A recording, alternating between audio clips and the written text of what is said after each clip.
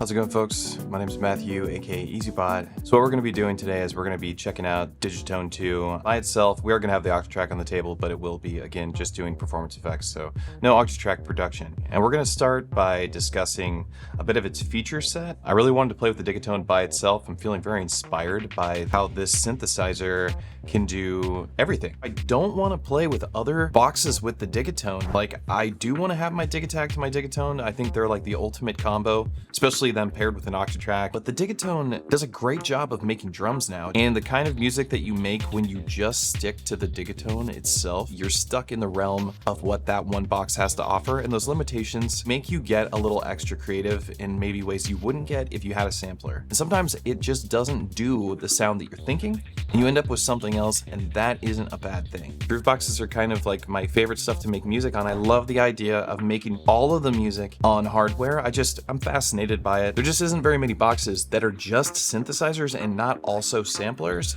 that can accomplish the kind of goals a Digitone 2 or Digitone 2, whatever, can accomplish because of the FM synth engine married with the subtractive synthesis. There's not very many synthesis types like FM that are able to do all the sounds. It really is great for drums. It really is great for some natural sounding acoustic type sounds. It does a better job than simple subtractive synthesis with simple waveforms and a filter for creating unique textures and percussive sounds. Chords is always my favorite place to start, and the Digitone 2 does a great job of it because we have this awesome programmer.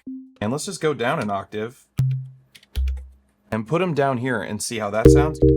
And now when you're making your second chord, what you can do is, instead of trying to find a whole nother chord shape, is to actually just leave the 3, 5, and 7 where they are, but just move your bass around and you'll get a very moody feeling. And that's what we're gonna do. Let's go to a sawtooth. Let's make these plucky.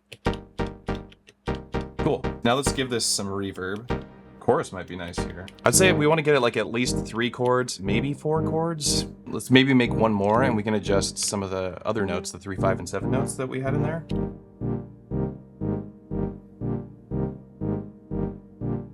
There we go. We built a chord progression. We're going to expand these chords out and I'm going to make them pump. If we want to move them off the one, we can hold function and use the arrows, and we can move our sequence around and try it. Let's just leave it this way. We're not going to use the master compressor for ducking. We're going to use a modulator to create rhythm on the chords. I'm just going to grab the amp volume really quick, and then I'm going to change this to the exponential envelope. I want my mode to be set to 1, but I want my depth to go negative because it's a bipolar LFO, which means that it can go positive and negative with its modulation. And then I want to play with my BPM and speed to taste, and then turn on just the notes that I want it to trigger on. This is exactly what I said I wanted it to do, and look at that. This is emulating what a sidechain compressor would do if you sent a kick drum into your sidechain input. Check this out. We're going to take this and we're going to apply it to another parameter. So instead of using the volume, let's just grab something else. For instance, our filter. Yeah, there we go. So this is actually modulating through filter types, but it sounds pretty nice. That's a unique sound. I like it, but I want to have some vibrato to it, so that's what we're going to use this last modulation source with. So I want to take the tune. We don't want to bring the depth up too much. I'd say above 0.30 and see how that sounds. Definitely. Yeah. Whoa. Let's see how it sounds when we go to the harmonic wavetable as opposed to the primary wavetable. Look at our wave shape now. Very different than the Juno sound that we had before. But let's try modulating this with our other modulator that we were using. And here's going negative with that modulation, which I think sounds pretty good, actually. So let's take what we currently have. Let's just throw a kick behind it on 4 on the Floor. It's already the coolest song you've ever heard. And we're going to switch this engine to FM drum, take this down 2 octaves, but let's add some sweep and some sweep time. And now we can give it a transient. I'm going to go back to the primary wavetable. I want to change the rhythm up, so it's like, let's think about it. Maybe we could If I left it this way, like we do have the rhythm happening, but it sounds like they're kind of like arguing with each other. They don't want to do this. They want to sync up. They want to play together. They want to be friends. So I'm going to go over here and we're going to move it so that it matches this shape, which is 1:11:15. So we just need to remember 1:11:15 and apply that. 1:11:15.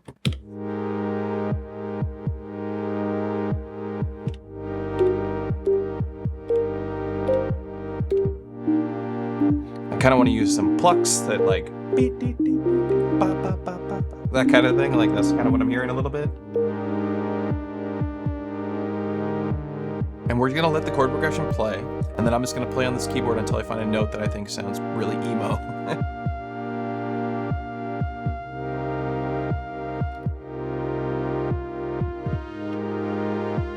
It adds a massive amount of emotion, doesn't it?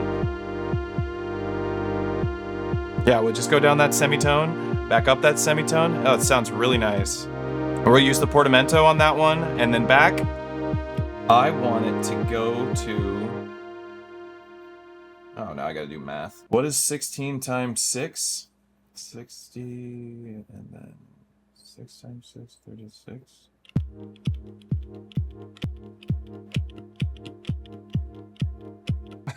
Oh, why does that sound good? Let's see if there's a good kick drum patch in the Digitone so that I don't have to make one from scratch.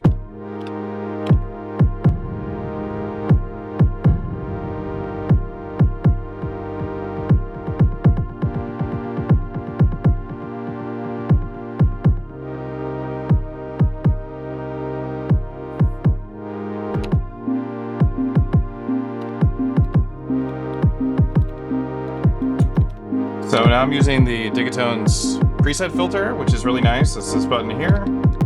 Choosing snares.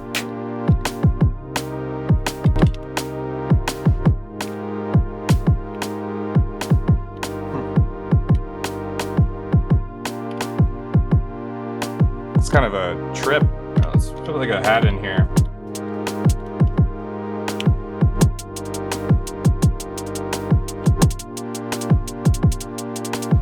They put some real work into this hi-hat patch. So now we've kind of heard what this chord progression sounds like as a drum and bass track. Bring the tempo down below 120 where we started. And I think this might even sound better than the drum and bass version.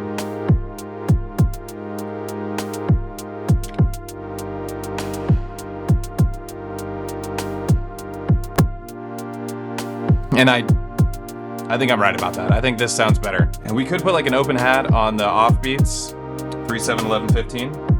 All right, we need a bass like I need LaCroix to sponsor me. That's how badly we need a bass line. Let's check out Swarmer for our bass. Let's see what it can do.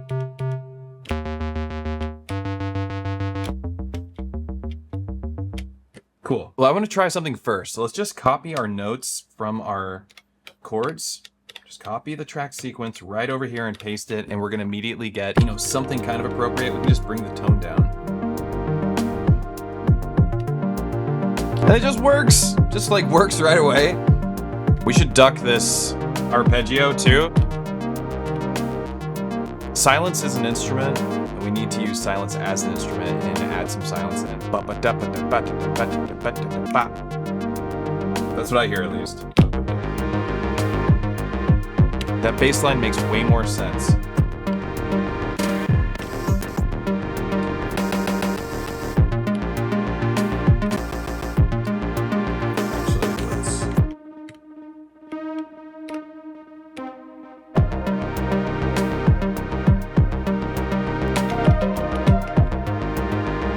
I like that. Can we do an A?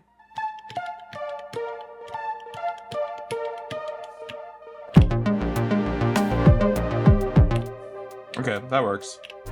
This is our bass.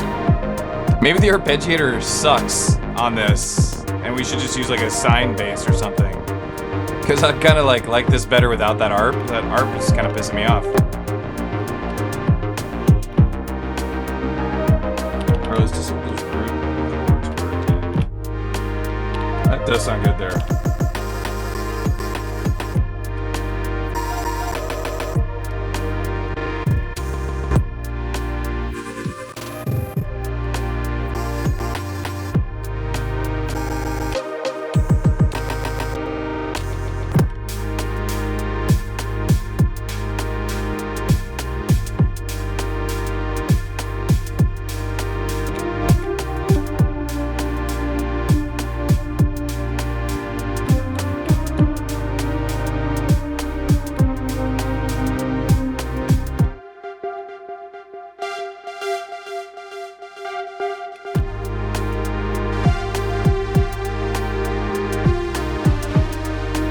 Ta-da!